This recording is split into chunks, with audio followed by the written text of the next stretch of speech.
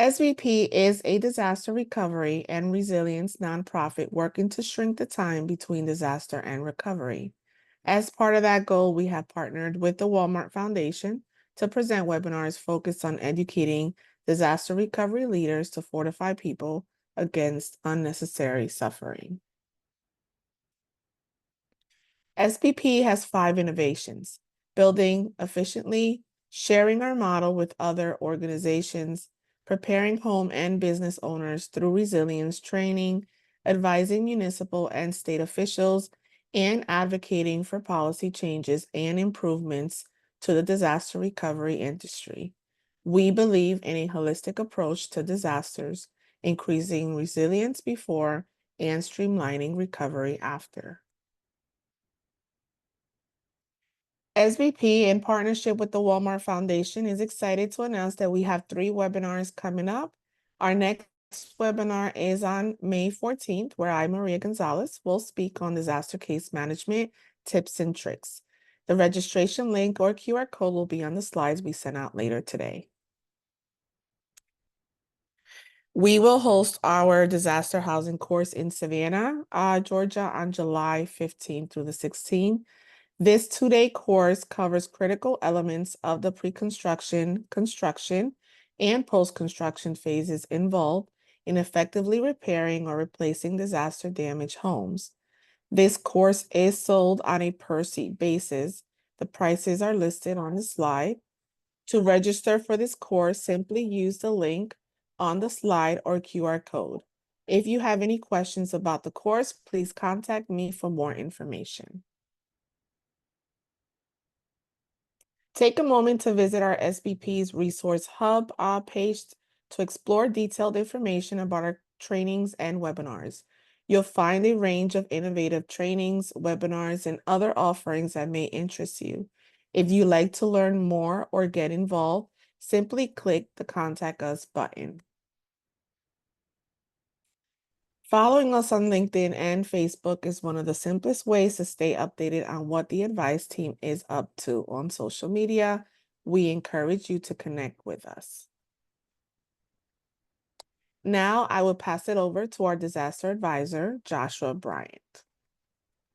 Good morning, and thank you, Maria. As mentioned, my name is Joshua Bryant, and I'm a disaster recovery advisor with SBP. Before joining the organization in January of 2024, I served as the recovery division chief for the Texas Division of Emergency Management, where I was responsible for the disaster declaration process, securing federal disaster funding, and then managing multi-billion-dollar disaster grants. During today's webinar, I will be providing high-level overviews of funding options, requirements, and best practices for implementing hazard mitigation programs and projects at the local government level. As mentioned, this webinar will provide basic awareness level information. If you have any questions during today's webinar, please use the chat feature and we'll try to address them at the end of the webinar. And we'll also highlight some opportunities for more in-depth training on these topics that may become available. Next slide, please. Today's agenda will cover 3 primary topic areas. First, we'll review disaster trends, funding opportunities, and recent news about hazard mitigation and resilience programs. Second, we'll summarize mitigation opportunities and then highlight best practices for consideration under each opportunity. And then finally, we'll highlight other resources for assistance that may exist outside of traditional federal funding opportunities in hazard mitigation or resilience. Next slide, please. So in our experience, it's always best to start a webinar or training informational session like this with why this topic is important. So starting with recent disaster trends, we're going to try to underscore just very briefly the importance of mitigation.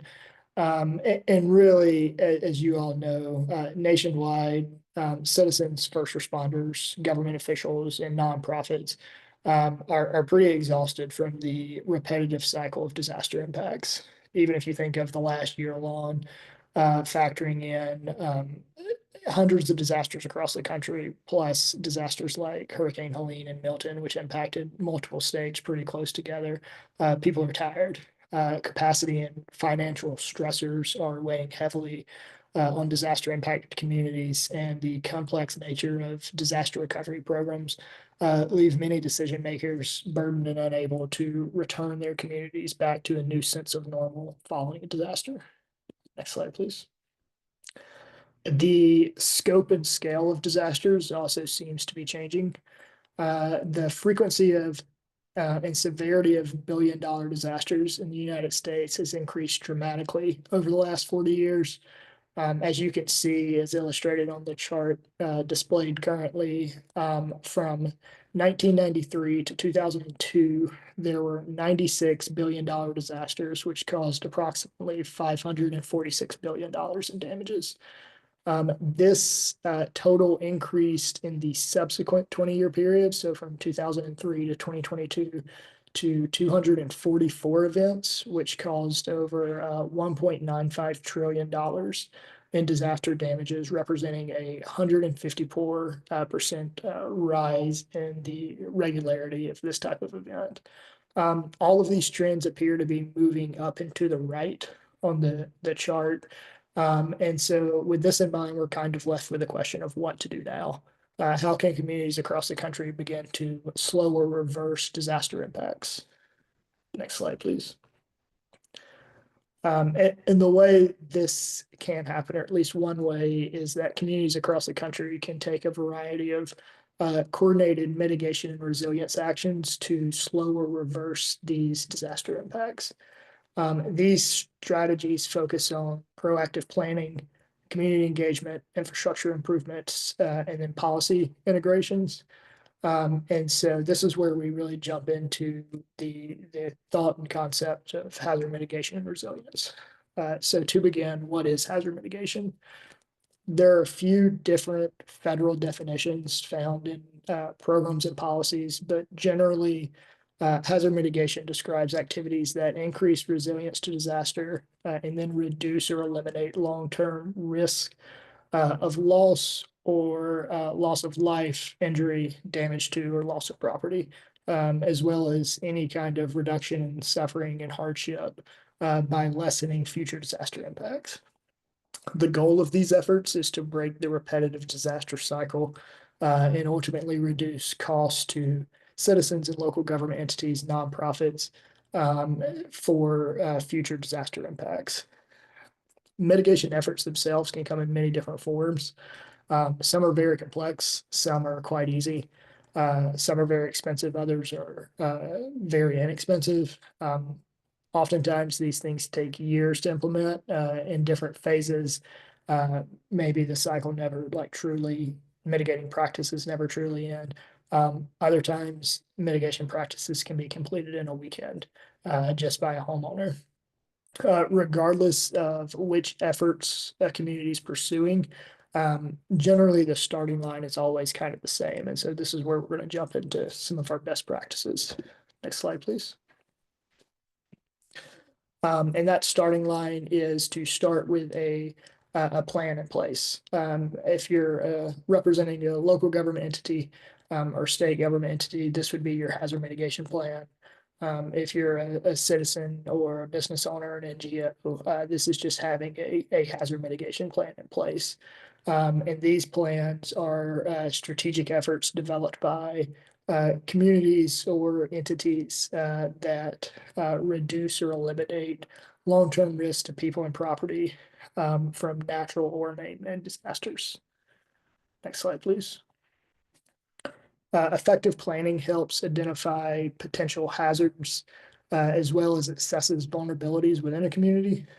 So by understanding what risk exists and where weaknesses lie, stakeholders can prioritize and implement measures to address the most pressing issues. Planning also allows for effective allocation of resources in a strategic manner.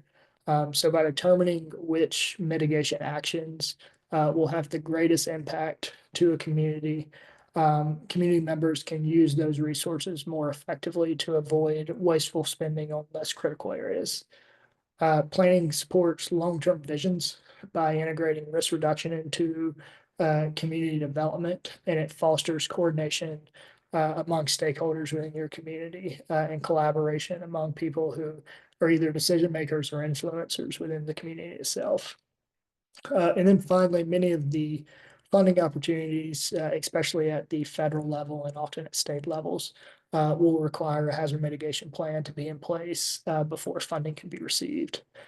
So having this plan can help ensure eligibility for grants and support, and it really demonstrates the community's commitment to proactive risk management. And again, this is especially true when it comes to FEMA hazard mitigation programs, HUD hazard mitigation programs, and other sources that we'll be discussing here shortly. Next slide, please. General planning considerations and best practices include things like making sure that you're conducting a thorough risk assessment before you finalize plans while you're in the planning process, and then involving that risk assessment as risk in your community evolve or change or become more acute because of either changes to your population, changes to your infrastructure, or changes to your disaster risk. Another best practice is prioritizing actions that will have the most effective, or excuse me, have the most effect in reducing long-term risk. And so not always choosing the easy button when it comes to mitigating actions, but trying to tackle projects that will really have long-lasting impacts. Engaging community experts through the planning process. An example of this would be working with local universities or business owners or people that have an expertise in a certain niche area and bringing them into the planning process as part of a stakeholder group to make sure that their input and expertise is heard within the plan. Next, using GIS or mapping tools to help visualize risk. This is especially important when it comes to communicating risk to both citizens and like elected officials who may not work in this business daily.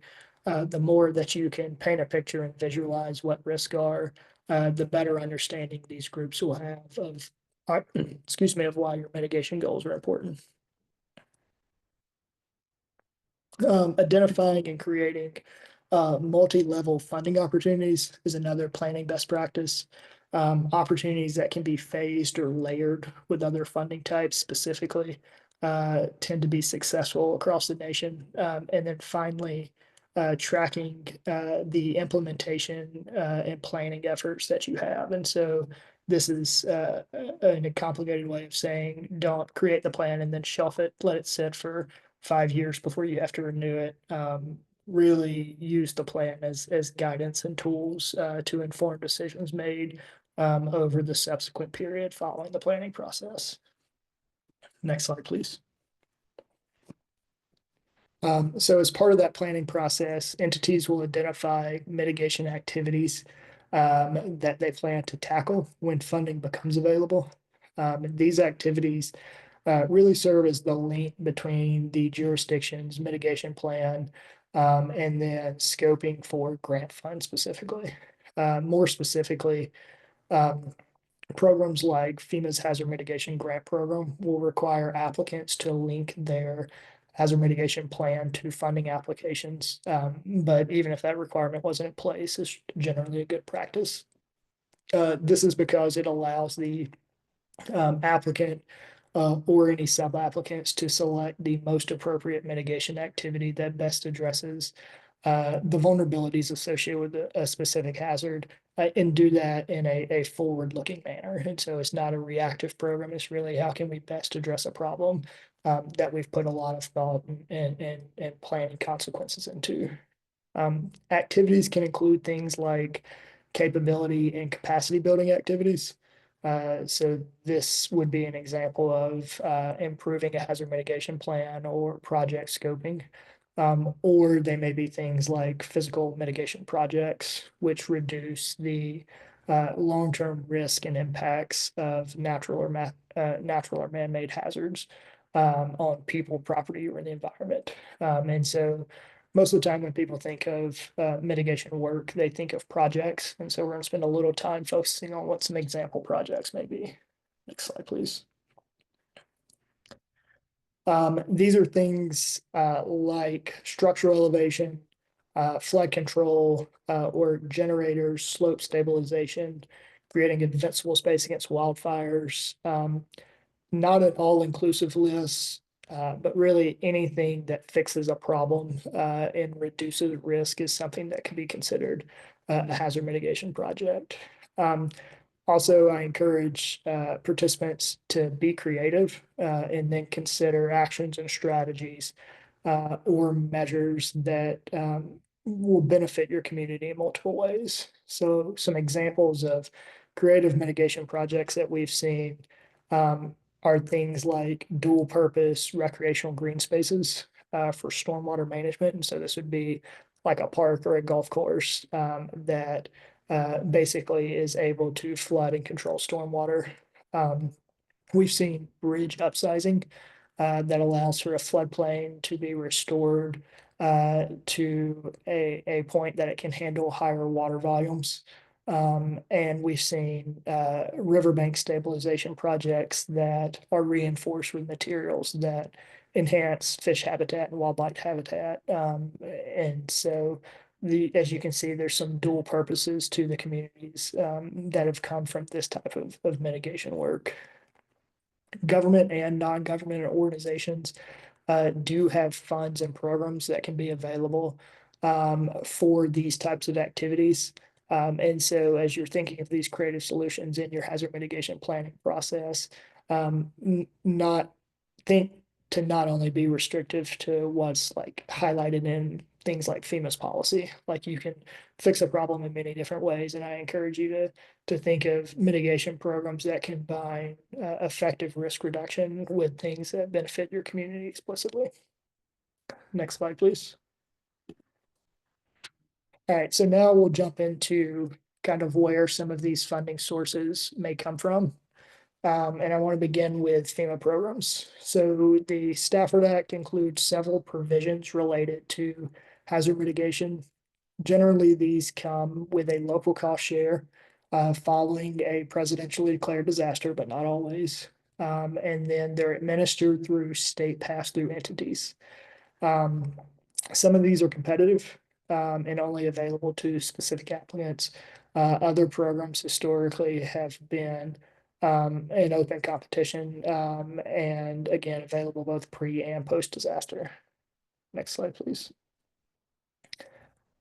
There's three specific areas I'm going to focus on today that's highlighted within the Stafford Act. And again, the Stafford Act is the law that governs emergency management in the United States. And there's three really sharp areas I want to talk about that deal with hazard mitigation activities.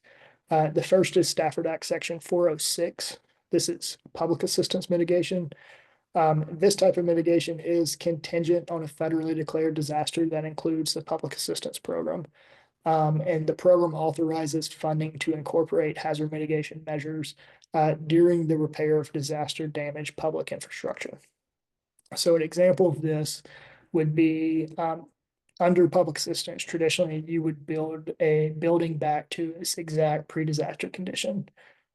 Section 406 of the Stafford Act allows there to be certain considerations for replacing things like doors, door frames, hinges, hardware with wind resistant units in order to make that building more resilient as you're building it back.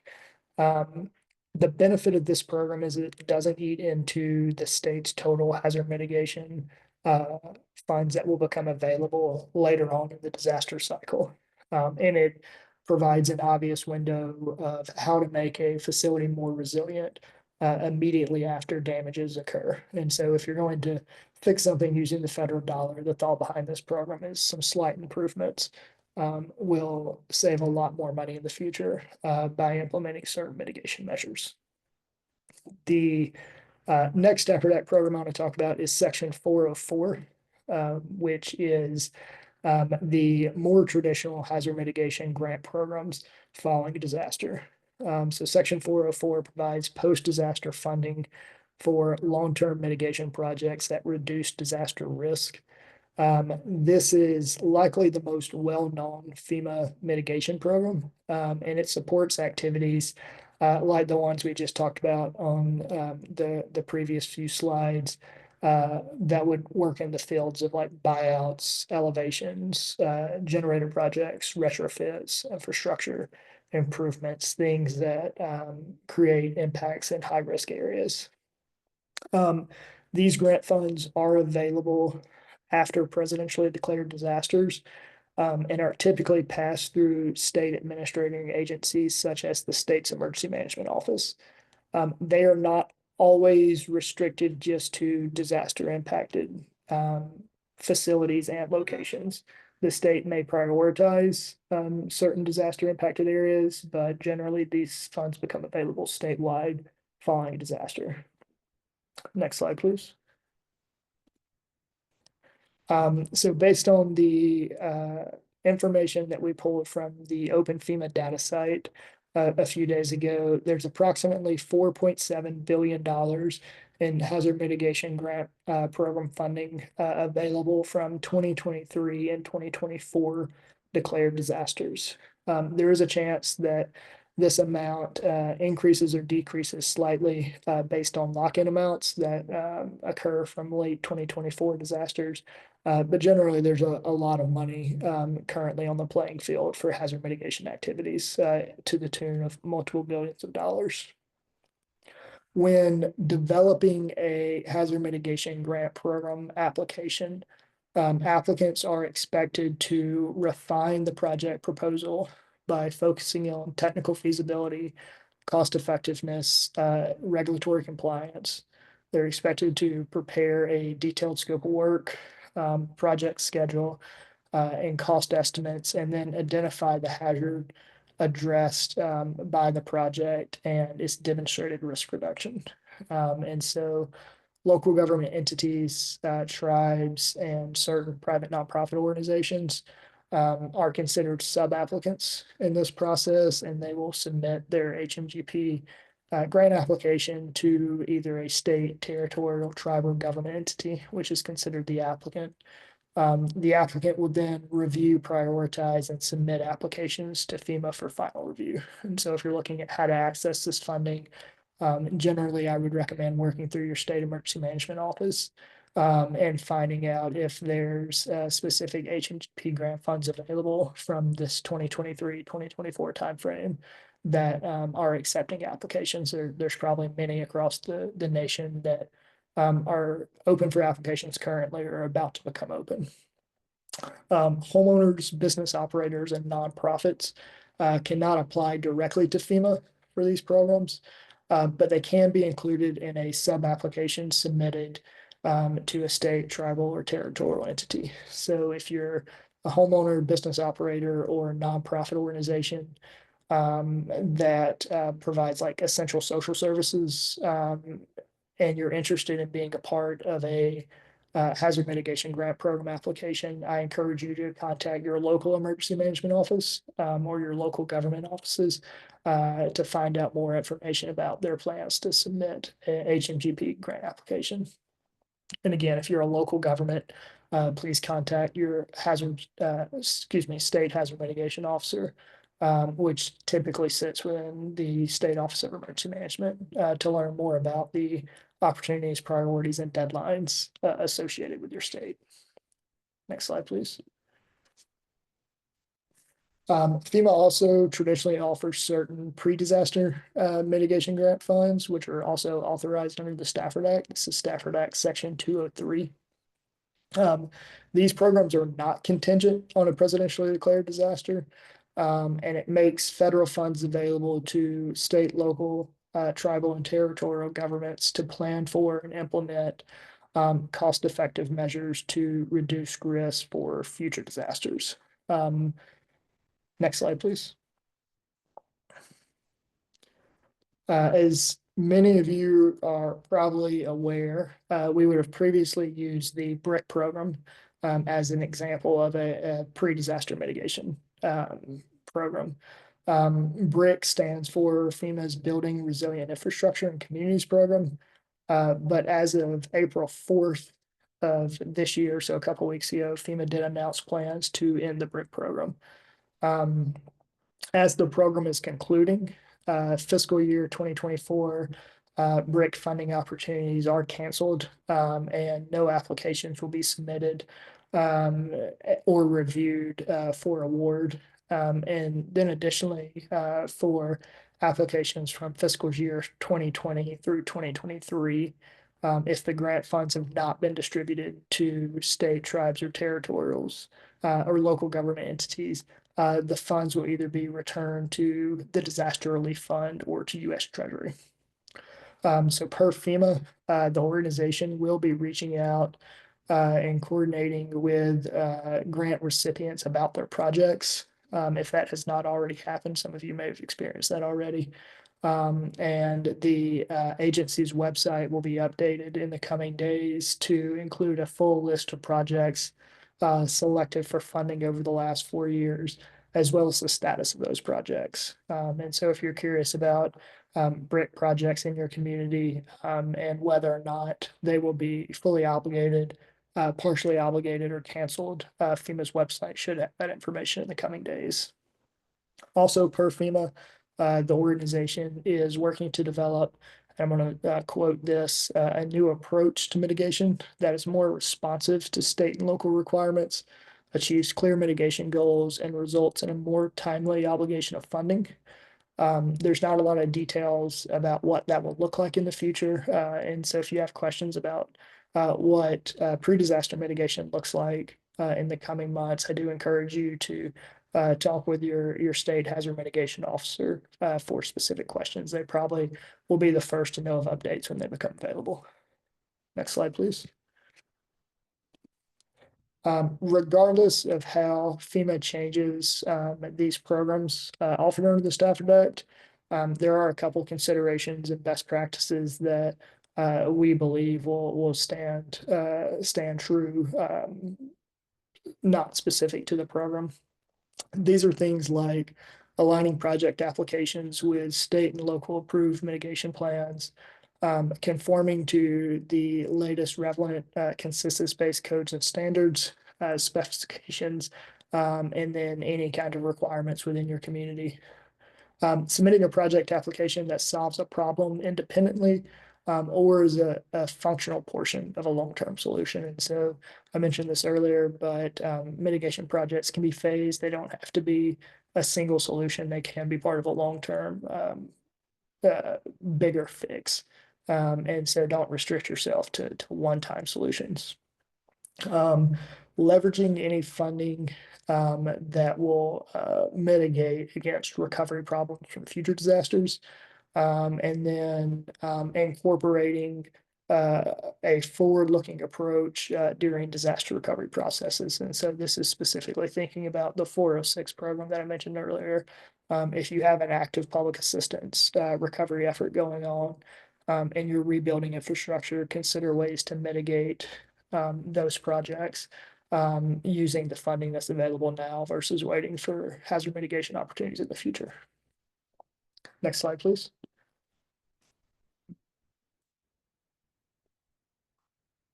Next, I want to talk about the types of mitigation funding that comes from Housing and Urban Development, or HUD. So HUD's Community Development Block Grant Disaster Recovery Program provides flexible grants to help cities, counties, and states, tribes, and territories recover from presidentially declared disasters, specifically unmet needs that haven't been covered by another funding source. Under this program, at least 15% of the funds made available through the allocation must be used specifically for mitigation activities. So these mitigation dollars are intended for projects that increase resilience to future disasters, reduce or eliminate long-term risk of life, injury, property damage, and hardship, and then address future disaster risk in a grantee's mitigation needs assessment, focusing specifically on the most impacted and distressed areas from that disaster. Next slide, please. Funding and funds are used in areas that are impacted by a recent disaster, and they are meant to carry out strategic and high impact activities Specifically, these would be things like infrastructure improvements that incorporate mitigation efforts, property acquisition and relocation, building and facility improvements, public services and education improvements, environmental improvements, planning and capacity building, technology and data management, and then things like economic revitalization for, say, like a business sector within your community.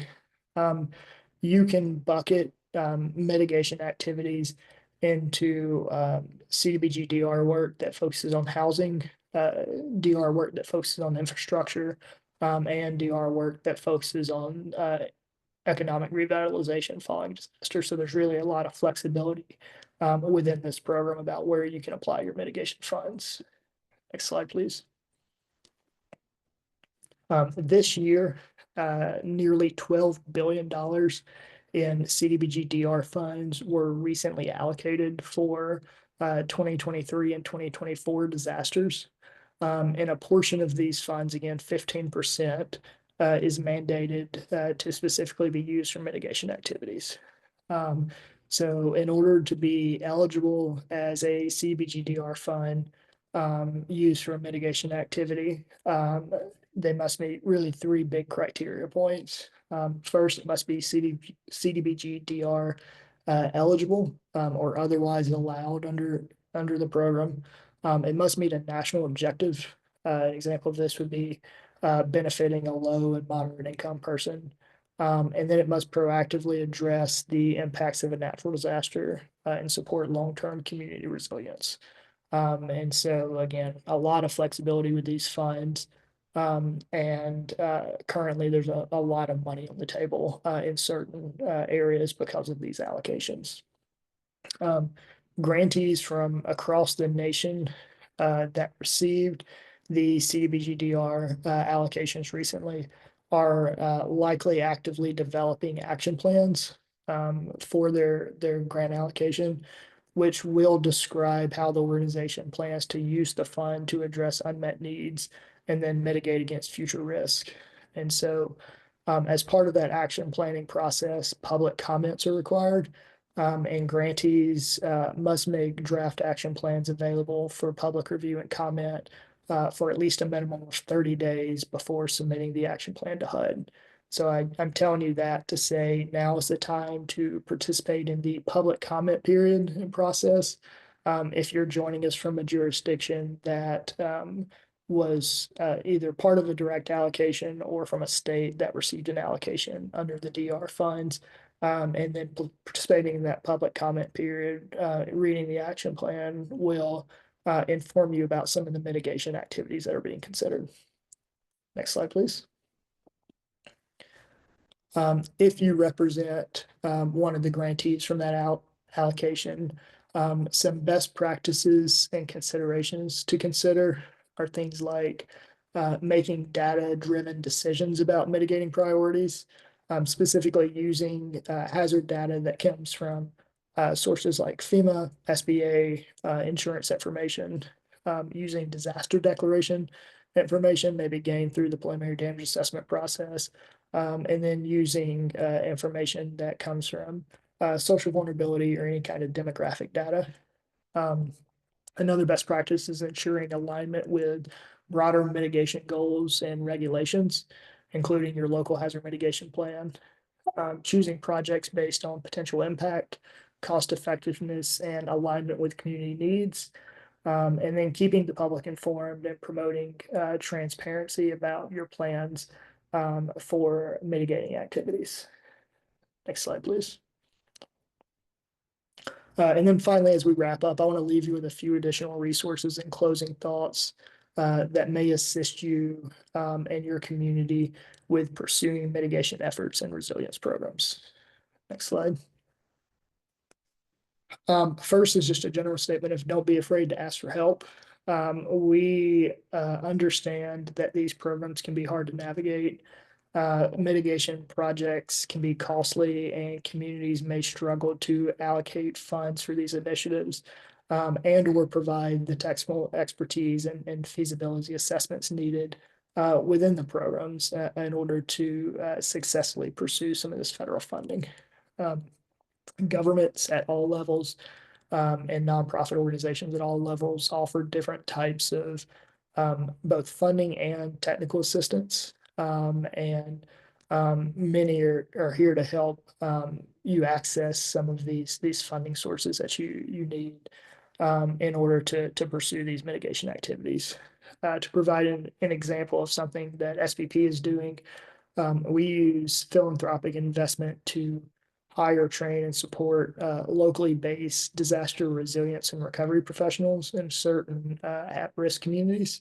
And so these fellows add capacity to a local partner agency, and then they spearhead initiatives aimed at securing grant and philanthropic support to support mitigation and resilience projects.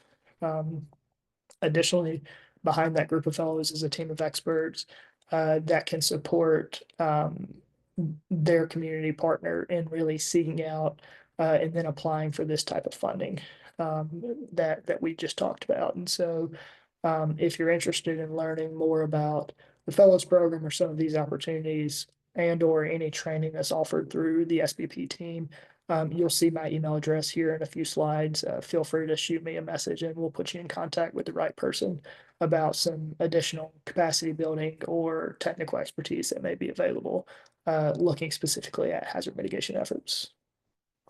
Next slide, please. And then my last closing thought is I encourage community leaders to work with their citizenship and their constituents to reduce long-term risk for themselves, so for the homeowner, and not let things be restricted to big infrastructure type projects. Examples of personal risk reduction techniques are things like strengthening roofs against wind hazards, elevating utilities like a water heater, clearing vegetation and combustible materials from around the home, or installing like proper drainage systems to help manage heavy rainfall and prevent flooding. Some of these things, again, can be accomplished over a long weekend and relatively inexpensive, but they will make a big difference in helping that homeowner mitigate their personal risk against disasters.